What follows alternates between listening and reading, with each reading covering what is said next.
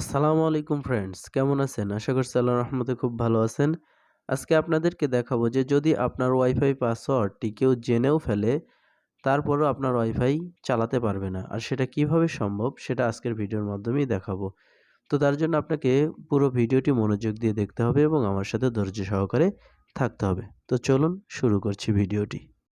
তো আপনার ওয়াইফাই যদি কেউ চুরি করে চালায় সেটা ধরার জন্য প্রথমে আপনাকে Google Chrome ব্রাউজারটি ওপেন করে নিতে হবে।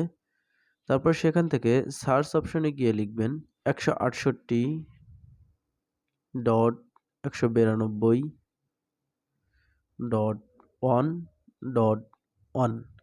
তারপর এটাকে সার্চ করবেন।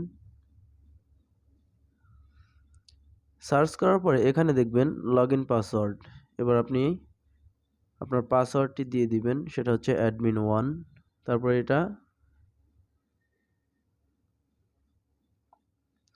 তারপর এবার দেখুন এখানে আপনাকে নিয়ে যাবে কন্ট্রাক্ট ডিভাইস। এখানে কোন কোন ডিভাইসগুলো আপনার রাউটারের অধীনে রয়েছে সেটা এখানে সব শো করবে। এবার যদি আপনি মনে করেন যে এখান থেকে কোনো একটি ডিভাইস আপনার অপরিচিত লাগছে, তাহলে এখান থেকে জাস্ট ব্লক এই অপশনটির উপরে ক্লিক করে দিবেন। তো আমি এটাকেই ক্লিক করে দিয়ে দেখছি। ওকে, এখন এটাকে যদি আনব্লক করতে চান তাহলে এখানে দেখুন ব্লক ডিভাইস, এখানে যাবেন। তারপর এখান থেকে